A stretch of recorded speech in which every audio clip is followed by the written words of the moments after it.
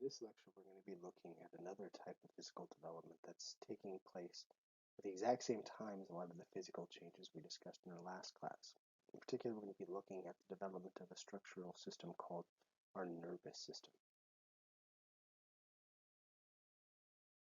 In the last lecture, as you probably remember, we spent a lot of time talking about all these different growths and changes that occur within us. A lot of these were focused on the overall physical changes that we undergo. I did allude a couple times to a number of things that were happening within the body as well, and some of the things that triggered the onset of some of the physical changes that were covered. We also, in the next module, are going to be spending a lot of time talking about how we can interact with the world better or differently as we progress throughout our lifespan. Both of these topics that we'll be discussing in the future and we've discussed in the past relate to what we're going to be covering in this lecture. In particular, what allows for these changes to take place? What's the instigator of things like, say, puberty or other environmental factors that we start to see within individuals as they progress from infancy into adulthood and beyond. Try to whittle this down to just two basic systems that are allowing our skeletal systems to change, our muscular systems to change, all of these mental and kind of motor-based, sensory-based responses that actually occur. We're looking at is really a pair of systems that are extremely integrated with each other. The one we're going to be focusing most of our attention on today is a system called the nervous system, which is comprised of specialized cells called neurons who use a special chemical to communicate with each other called neurotransmitters.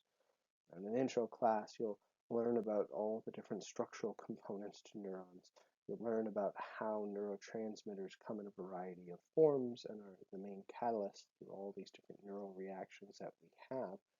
But in a class like this, the expectation is that you have some understanding of neurons and neurotransmitters so we can talk about how these things multiply and also how these things move in different areas to allow all of our different systems to function better. One system that you might not be as familiar with is a system that's actually integrated in with our nervous system called the endocrine system.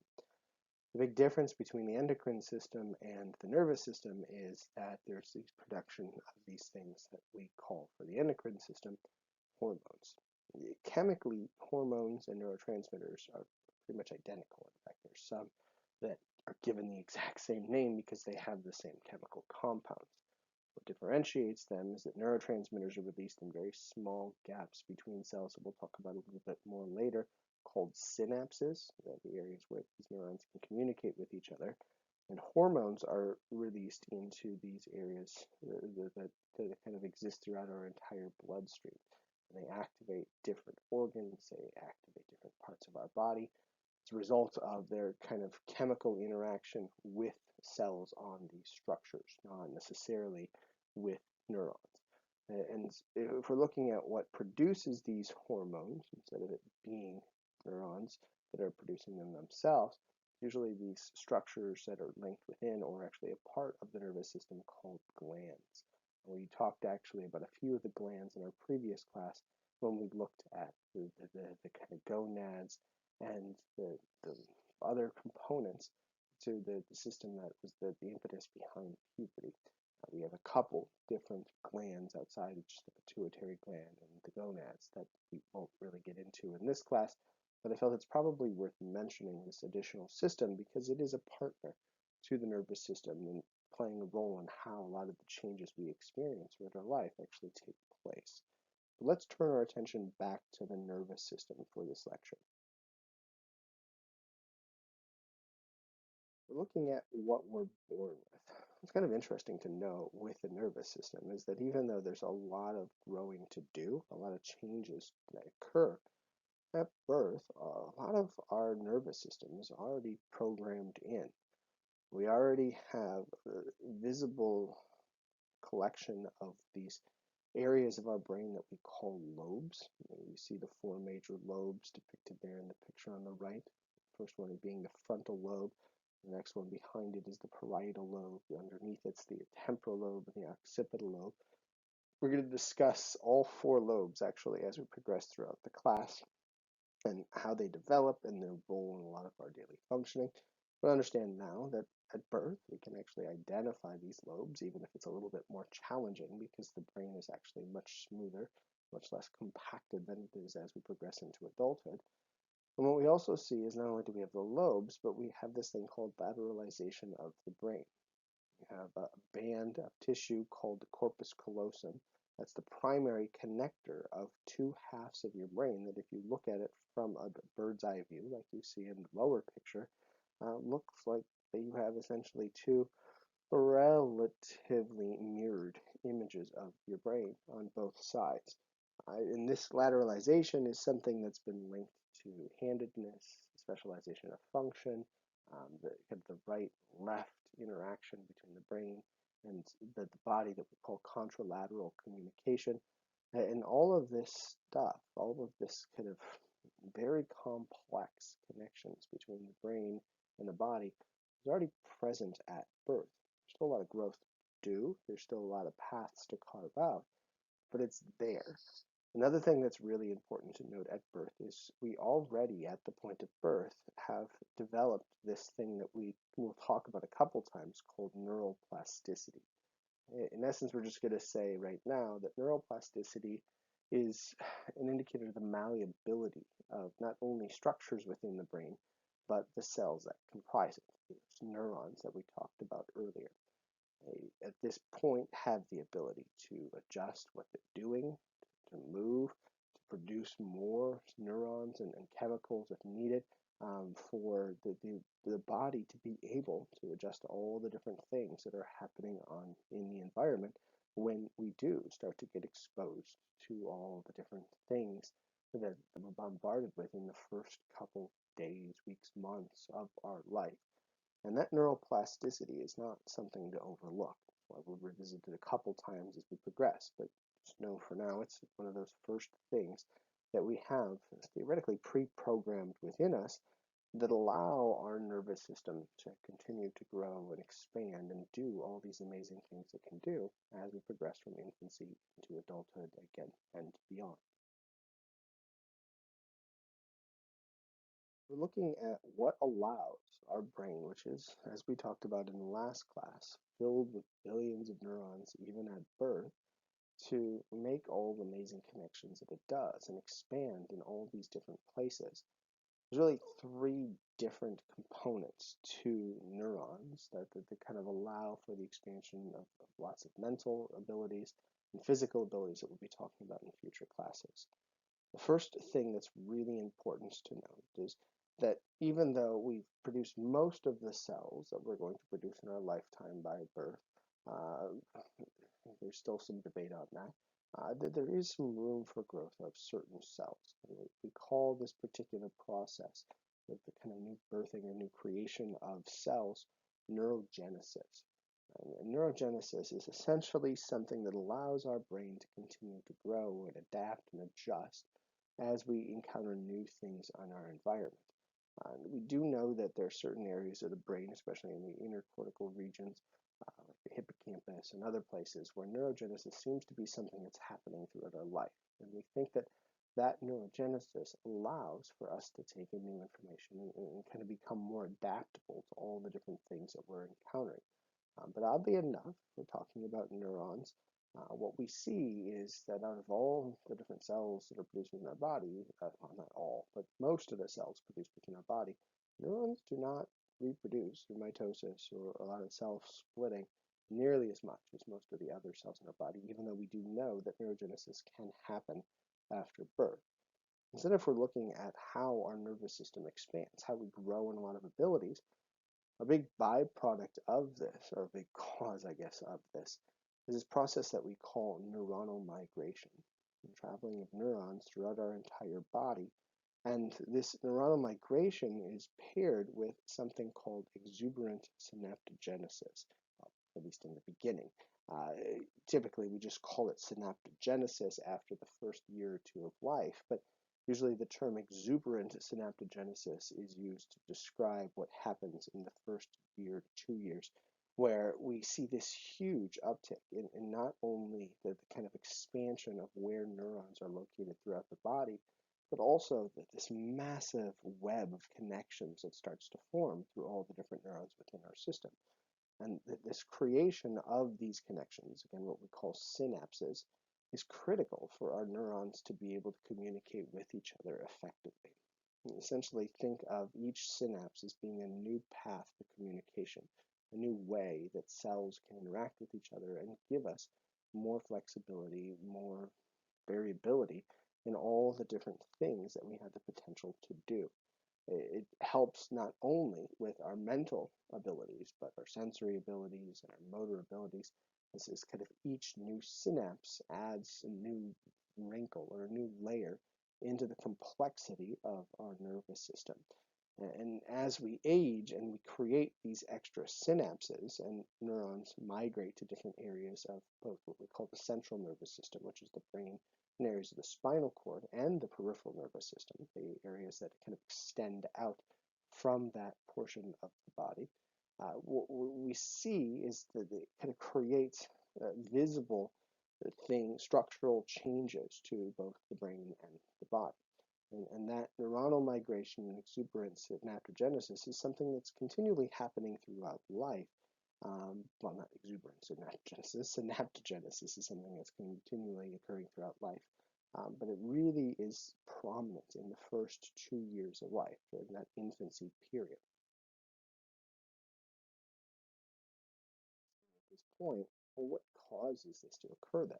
What allows our neurons, once we're born, to move out in all these different directions? What entices the neurons to create all of these connections? And when we look at it nowadays, what many neuroscientists have argued is that it's kind of a complex story. It does seem to have some pre-programmed components to it. We do see that essentially everybody who's exposed to the world tends to develop specific lobes at specific points in their life. These lobes are developing at different rates, and different areas seem to be developing. It's really tough to tie these changes universally to everybody from something that's happened in the environment. So we think there's some pre-programming going on that entices certain areas to grow faster than others, and some to grow much slower, more gradually. And what we also see is that regardless of exposures or encounters, there's also a large number of individuals that seem to have neurons migrate. The vast majority of us have neurons migrate in specific areas regardless of what we're doing, and they migrate at a fairly set time. And all of that suggests that some of this growth of the nervous system is inherent. We don't have to do anything necessarily to force that growth to occur. In our next class, we're going to talk about the fact that even though this might be true for most of our nervous system development and some of the things that come from it, there's also probably a role of the environment that we can't overlook. This is something we'll discuss with how our motor system develops and how some of our sensory systems develop. For now, just understand that when we're looking at the expansion of the nervous system, the growth in synapses between cells, there are some examples, usually more extreme examples, that highlight that this particular process that might theoretically be naturally unfolding for the most part can be changed. One of the saddest, most tragic case studies that kind of highlight how much this can be stunted was one that was done a number of decades ago when a collection of young children from Romania were found in this institution. And most of these children were kept in not necessarily complete isolation, but definitely in a situation where they were given very little stimulation, which chained to their beds all day long. And they were not given much ability to kind of grow in their mental capacity. And when these children were taken in and given not really some help, but given tests to see how they were impacted by this, what we saw was brains that had not necessarily made the typical connections that we would expect. We saw lots of missing connections. There was not the kind of diverse synaptogenesis that we talked about in the last lecture slide. And essentially, their brains were not going through the typical trajectory that we anticipated. And it led a lot of researchers to come to the conclusion that this is probably true of anybody that was exposed to an extremely what we call impoverished mental environment. There's also lots of work that's suggested that this can happen for rats and other species as well. When rats in labs are placed in extremely boring or simple environments, their brains do not grow nearly as much as their counterparts who are exposed to very enriched, very active environments. The big difference here between rats and humans is an impoverished environment for a rat is dramatically different from what we would consider an impoverished environment for a human being. It would be extremely unethical and almost impossible to find somebody that could be put in an environment that we see that would be kind of synonymous to what these rats experience. But nonetheless, with these kind of exceptional case studies and random lab research, well, what we tend to conclude from it is that this process of neurogenesis, this process of synaptogenesis, and this constant migration of neurons throughout our entire nervous system might be pre-programmed within us, but there are ways to kind of curb how prominent it is. We also see, if we're looking for kind of great examples of how this system can be adaptable, that neurogenesis, or not neurogenesis, sorry, neuroplasticity, can really be that this great solution to problems that can potentially arise along the way. There are many people who are actually born with regions of their brain that aren't fully intact. And in fact, this is a common joke that neuroscientists love to play on people when they get their brain scanned for the first time, because most of us going into getting our brain scanned have this kind of impression that we'll see a very pretty full brain when we get scanned and that there won't be any major imperfections there. But in reality, most of us do not have these pretty brains that we see in the slides and the images that you're usually exposed to. Our brains are not necessarily imperfect, but our brains are just varied. And it doesn't mean that we're missing the ability to do certain things from areas that are not quite as large or areas that are even potentially missing. Instead, other areas of the brain usually pick up the slack and gain the functionality that those areas of the brain which are missing or kind of underdeveloped theoretically would have been doing. And this is true even if somebody encounters damage at some point in their life, especially at a young age. Neuroplasticity is amazing at young ages when children experience some type of brain trauma through some random thing. Many of them can regain almost full functioning because of the fact that other areas of the brain can sort of pick up the slack or take on the role of those neurons that would have been doing those activities that were damaged. We also see, if we're talking about neuroplasticity in this young age, that if certain things are done more, there is ways for the brain to kind of acclimate to that. If somebody's using a lot of, say, hand-eye coordination at a young age, that there can be much greater growth in the number of neurons traveling to hands, traveling to the kind of pathways that link up the hands and the eyes, and there can be more synapses formed than what we see for most typical children. For others that are focusing on other components to their life, we can see neurons already at a young age kind of migrating to those areas that are more used and creating more connections. We're also going to talk in the next slide about another thing that can kind of be paired with this neuroplasticity that can make those tasks even easier. It's not, again, indicating that our brain is not programmed to do a lot of the things that it's doing. It's just that there do seem to be certain indicators that this process, as inherent as it is, can be shifted and can be adjusted due to environmental factors or kind of necessity. In the last slide, when we have neuronal migration and we have this kind of growth in synapses, there's another process that takes place as we age that we shouldn't be overlooking. It's this process called myelination. And myelination is something that can only be really understood if we go back to how neurons communicate with each other. As we said in the very beginning, neurons communicate with each other through the use of this chemical called neurotransmitters. And these neurotransmitters are being released into these spaces between neurons called synapses.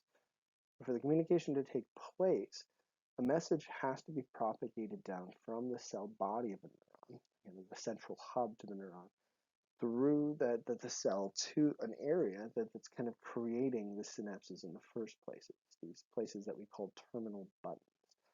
And that path from the cell body to the terminal buttons is a structure within these neurons that we call we call the axon. And this axon, which you see pictured here, of each and every cell can be very short or it can be very long, but the vast majority of the time it takes for a neuron to communicate with from one cell to the other is a byproduct of this axon. And when you just look at one axon, one cell sending a message from the cell body to the terminal branch, it can do that in fractions of a second. But when you start combining a large number of neurons with each other, multiple axons that are playing a role in the communication process, well, those axons, especially if they're not functioning at their full efficiency, can start to slow down a lot of the mental processes that we're engaging in. This is something we'll tie to hand-eye coordination issues in our next class, and some of the slower development of different mental functions. How do we speed up that process then? How do we enhance our hand-eye coordination? Well, we can create more synapses. That does help. We can have more neurons in that area, which also helps. Another thing that dramatically increases the speed of these action potentials, these messages that get sent from the cell body to the terminal buttons, is this process that we call myelination, which is actually, oddly enough, a process where a fatty substance that's actually a cell, another cell within our system called a glial cell, will wrap around, sometimes an entire body or a component of the glial cell, the axon of a cell, creating these little tiny structures that we call nodes of Ranvier. These kind of small gaps, small spaces along the axon that are just exposing a very small proportion of the axon to the environment around. Now, we're not going to spend a dramatic amount of time talking about how a message gets propagated from the cell body down to the terminal buttons, but I want us to just understand that this, what's called myelin sheath, or the myelination process that happens because of these wrappings around the axon, dramatically speed up the communication process from the neuron cell body to the terminal branches. Essentially, as these things get more and more prominently wrapped around the axons, the messages get sent in these neurons a little bit faster. Combine millions and millions of neurons with each other, all of them being myelinated, you get a much, much more rapid response and a much faster kind of interaction between all the different cells within our body. And this myelination process is something that takes time. It's something that is not there at birth. Very few of our cells are actually myelinated at birth. But as we grow, as new connections are made, as cells move into different areas, and synaptogenesis and other things are happening, this myelination process is happening at the exact same time. And it allows for a lot of the elaborate growth that we're going to be looking at in our next class. So what else happens then after birth? We talked about how neurons are spreading everywhere and they're creating new connections and becoming myelinated. Does anything else occur within the first couple years and then later portions of our life? Well, oddly enough, as we talked about earlier, one of the big things that allows our brain to be significantly more effective as we get older is this process that we call synaptic pruning.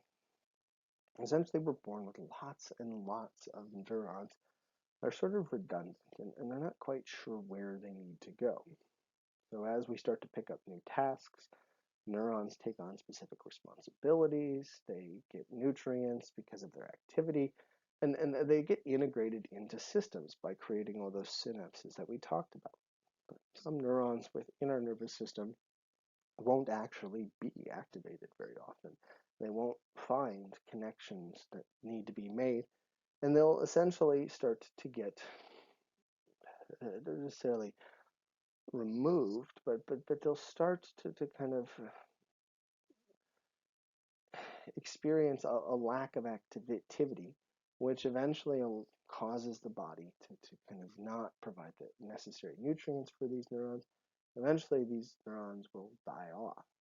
It's not a tragic thing that these things die off usually. It just is kind of an attempt of our nervous system to try to increase efficiency. Because there's no need, if a neuron's not integrated within a system, to be providing nourishment, to providing the nutrients that would allow this cell to survive if it's not doing anything that's really critical for the survival of a person. So one of the things that happens really after we've started to kind of see this great expansion of where our neurons are going is our body starts to sort of downsize what's necessary based on what's necessary and what's really required for us to be able to function in the world around us.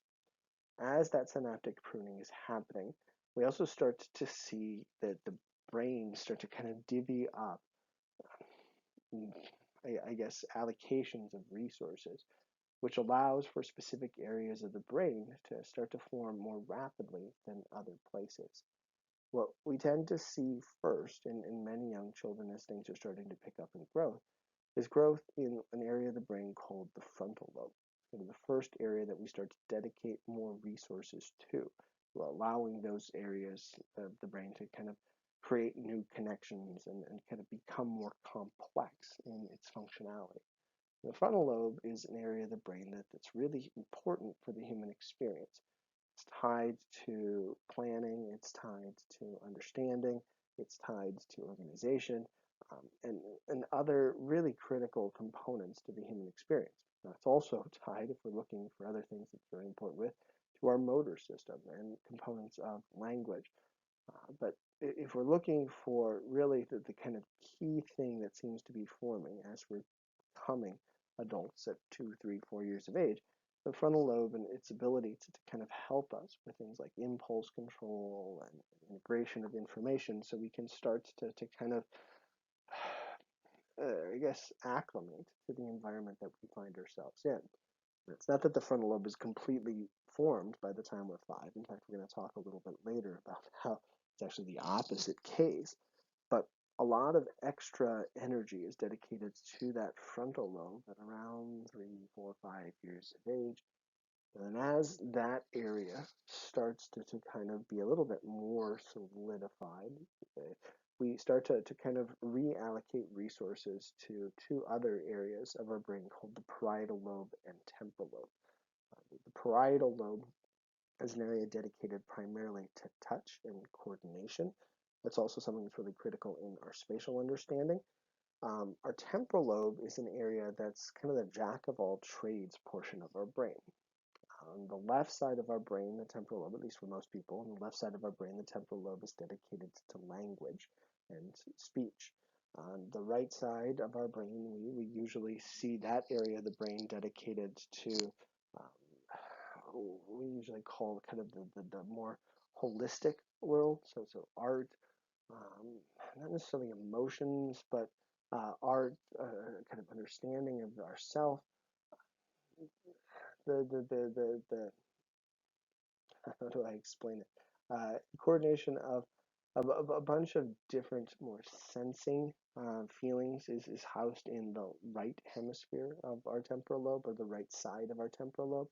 Remember, our brain is split in two different hemispheres, and these kind of growths in the temporal lobe, which help us with math, help us with logic, help us with language, and the parietal lobe really mark a shift within children where they start to gain a lot of the academic abilities that are critical for success in school. Now, whether or not these things are forming because of exposure to school and other challenges, or they're forming which allows us to be more successful in school and other challenges, is something that is debated. But what we do see in the vast majority of the population is that these areas of the brain do start to form in different phases. And when they start to form, there are kind of things that come along with it. It's probably worth mentioning before we transition that the occipital lobe is something that is forming. And in fact, it forms at a pretty early age. It's actually a little bit before the frontal lobe starts to form, that we dedicate more attention to the occipital lobe. And this area is critical for visual processing. This area, the brain, the occipital lobe is constantly being stimulated throughout life, and there are a ton of dendritic connections that are formed in the occipital lobe that allows all of the different visual processes that we tend to take for granted to continue to take place.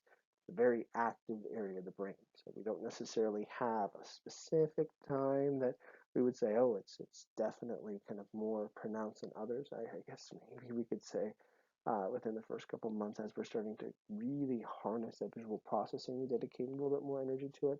But that occipital lobe is kind of always active, always functioning for the most part, which allows for us to do all those really amazing things that we're able to do with our visual fields.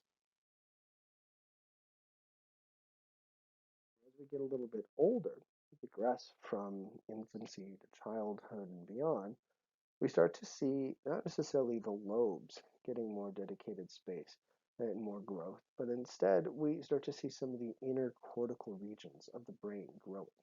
Again, this is not a neuroscience class, so I don't want to spend an excessive amount of time talking about all the structures of the brain and the cellular things that are happening. But note that when we get into adolescence, there is a system that starts to really show greater connections and really starts to kind of get a lot more attention within our nervous system than it had before. And this system is called the limbic system. It's an inner structure that connects a number of different components to our brain and nervous system together. One of the big ones that we tend to think about with the limbic system is a structure of our brain called the hippocampus, which is traced back to memory. But there's another structure adjacent to that hippocampus called the amygdala that creates, not necessarily creates, but houses, we think, a lot of our emotional experiences. And we see as we get into adolescence is that there's a ton of additional neurons traveling to the amygdala and creating new synaptic connections as we get into our adolescence, and especially when we get into around 9, 10, 11 years of age and things like puberty start. And what this allows for is a much greater expansion of the emotions that we're feeling, and not only an expansion of the types of emotions we're feeling, but much stronger emotions when we do feel them. And in fact, there was a movie created a number of years ago that really highlighted how these changes within our nervous system could manifest in our behaviors and our thought patterns. It was a really cool movie called Inside Out that was created by Pixar, but in really coordination with a number of faculty members in the Bay Area. There were people at Stanford and UC Berkeley that provided lots of insights on how our emotional systems work and how we do undergo these transitions in adolescence to kind of better understand the world around us. But there are some individuals, even though we kind of celebrated the movie and really appreciated it, that pointed out some of the flaws within the movie's attempts to kind of show how our emotions grow during adolescence. And what I thought we could do here is have you take a little break and actually jump out and watch a YouTube video of a person that gave this amazing kind of assessment of how accurately depicted the growth of emotions are in the movie Inside Out. So if you can pause this, go out and find the link on the class website so you can enjoy the 10-15 minutes that kind of allow you to go on a journey through the video of Inside Out and kind of talk about all the different things that it was trying to help people understand. After seeing that, hopefully you can come back and we'll wrap up with the remainder of this class.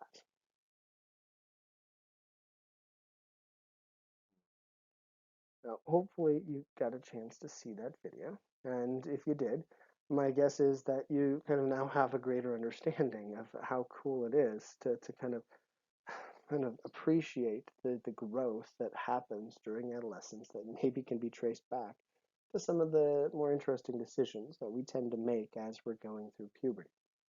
And it's probably also important to note that the growth in the amygdala is not the only reason why some of us maybe do certain things that we're not necessarily proud of by the time we become adults during this adolescent phase.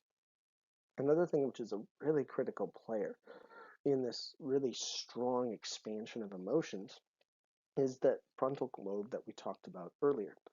As I mentioned, the frontal lobe starts to really grow and expand and create new synapses at a very early age. We're talking about 2, 3 years where kids start to see a lot of neuronal migration happening in that area and a lot of synapses forming, which is helping with planning and understanding of things. But that growth is kind of superseded by the growth of the amygdala during those adolescent eras. And essentially, it allows the amygdala sometimes to override the frontal cortex. It creates a situation where we're acting more on impulse and emotion than we are on cognitive thought. And that's because this prefrontal cortex, even by the time we get into adolescence, does a lot of growing to do. As a lot of our other areas of the brain are starting to settle, the prefrontal cortex usually has 5 to 10 additional years where it's creating new synapses, making new connections, and kind of getting as expansive as it's going to actually be. What that means is that we do have a period in our life where we tend to struggle with planning and coordination and kind of regulating ourselves based on the fact that there's all of these other components of our brain pulling us in different directions and no voice in their head that's really able to pull back the reins sometimes. Now, whenever I mention this, the kind of slow, gradual formation of the prefrontal cortex, I imagine that there's students that, when they hear this, think that essentially our prefrontal cortex doesn't exist until we reach our mid to late 20s, and then pop, it just comes into our brain, and then we suddenly can make better decisions and do things. Not necessarily the case. Right? It's more of a game of tug of war, where we've got certain components of our brain that are trying to occupy our attention and trying to pull us in different directions, and the prefrontal cortex is really trying to kind of understand and make sense of things that just sometimes gets diminished or dominated. As we grow, it gets stronger and stronger and stronger. But also, if we're talking about this, know that it gets stronger and stronger and stronger, we think, as a byproduct of what we're doing. So for those individuals that really work on planning things, really try to understand stuff, really try to kind of control impulses, what we can see is really noticeable differences in prefrontal cortex development for those individuals versus those that kind of feel like acting on impulses is just fine, and those that aren't really focused on organizing things and planning things, their prefrontal cortex, even if though it maybe fully develops at 25, isn't as fully developed as say one that is really working on those things throughout their lifespan. So it kind of creates this really interesting set of information that I want you to take home with you. One, I want you to recognize that we do maybe need to cut people under the age of 20-ish some slack because life is a little bit harder if we have an amygdala really pushing us in different directions and causing us to sometimes not be able to think as clearly as we will eventually once we get into our late 20s. And I also want you to understand that pushing yourself to do this is very valuable because your prefrontal cortex, even though it's not fully developed, is relatively strong by the time you reach your late teenage years. And if you work on it, if you kind of flex that brain muscle, we'll call it, what you'll be able to do is actually enhance the ability of your prefrontal cortex to understand things and to kind of allow you to kind of be more in control of your mental world. It's a really cool, interesting fact that really highlights how, when we're talking about nervous system development, it's not on the same schedule as a lot of the physical developments that we talked about in our previous class. Once we get past about 25-ish, what we tend to see is the brain stagnates for the most part. It doesn't necessarily see big blips in activity, but it also doesn't see huge declines either. Over the span of about 70 years of age, we do see a small change in the structural integrity of the brain and a small decrease in weight of the brain, where we lose about 5 to 10% of our brain matter within 70 years, from the age of about 20 to 90. But understand that most of the decline in terms of brain weight tends to happen near the latter portions of this, and that even a loss of 5 to 10% of the weight of our brain over the course of 70 years is not extremely dramatic. Right? If we're looking at what causes our brain's decline, since they're no longer on that huge upswing that we're talking about, usually it's kind of a reversal of the processes that we discussed earlier. Usually that's kind of continued pruning of cells that are not necessary or no longer being used creates a loss of not only cells, but a loss of synapses. That is a big component to a lot of the matter that's in our brain and other portions of our nervous system. We also see that myelination process go away for a number of cells, as glial cells start to die off, and they're no longer considered kind of essential by our nervous system.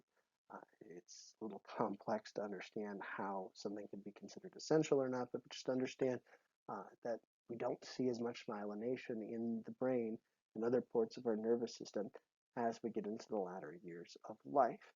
And what it results in is, for many of us, kind of a definitely slow, steady decline in the brain that sometimes manifests itself in a slow, steady decline of certain mental facilities. But it is also important to note at this moment that this is not something that we think has to happen. There is research that has suggested that our brains can very slowly decline in very minor ways if we keep ourselves very active. In the last class, we watched a video that looked at how exercise and challenging yourself cognitively, especially with novel things, can help keep the brain healthy and intact and really allow all the different systems that have all these specialization of function to continue doing what they're supposed to be doing. There's also been some research that's suggesting, this is why we call it the neurogenesis alternative, that if we are doing all these novel things and keeping our brain active, we might actually be able to kind of circumvent or offset the natural decay of neurons that's taking place, because what we can do is entice more what we call neurogenesis in certain areas of the brain to occur. As I mentioned before, for a long period of time, we had this belief that essentially our brain had as many neurons as we were ever going to have at the moment of birth. And we discovered that the hippocampus, the area linked to memory, another area of the brain that we haven't mentioned before called the olfactory bulb, linked to smell, was able to produce more and more neurons even after birth. But we now think is that this neurogenesis process probably takes place in a number of different regions of our brain. And if we're active, it takes place more often. And it can, as I mentioned, offset some of this loss, this kind of decline, and not only in the number of neurons we have in our brain, but the number of synapses that we have. And what it'll do is allow us to keep a lot of our mental facilities intact long into the latter portions of our life, not just our 40s and 50s, but our 60s, 70s, 80s, and beyond. And we'll talk about what that means in future classes when we talk about cognitive change. Just know now, on the biological level, doing things can help your brain kind of stave off some of this mild decay, or not necessarily decay, but mild decline in the connections that are there. If we're looking at real kind of current research that's helped focus our attention on not just kind of the growth of the brain, but the decline or the change in the brain, understand that research that focused on kind of how activity in mice, activity in terms of mental and kind of physical activity could be translated to humans, we started to see is that there was more than just kind of keeping the brain active that could also help stave off some of the decline that we have. Well, one of the big things that we started focusing on in the early 2000s, which had been overlooked for a long period of time, was the impact that our diet also had on our ability to kind of keep our mental facilities intact and keep our nervous system as intact as possible. You've probably heard over the years a number of different types of diets being linked to health, things like fish, something called the Mediterranean diet. But this particular type of diet is just one of the things that people have now tried to tie to longevity and the ability of our kind of nervous system to sustain itself. There's also a lot of research recently that's looked at the impact that mental health statuses and the amount of stress somebody's experience has on the decline of the brain. Your book talks a little bit about this as well. And what it really highlights, again, I talked about in the very beginning, is the interaction between the environment and some of what we thought were the natural changes of the brain. Just as we discussed earlier in early childhood, more stimulation, more exposure, or less stimulation, less exposure can have an impact on how this maybe naturally unfolding process takes place. The same is true at latter ages, where diet, mental health status, stress we experience, the amount of exercise we're getting can have an impact on what the brain looks like and how the brain is changing, even if it's a part of a kind of naturally unfolding process. This is going to mark the end of what we're going to be discussing in this module. In the next one, we're going to, as we've mentioned a couple times, talk about physical changes, in particular changes to our motor and sensory system. And we're going to discuss in that particular class a lot of different things that are integrated with the material that we were discussing in this class.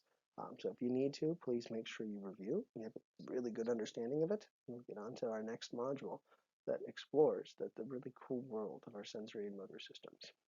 Hope you take care.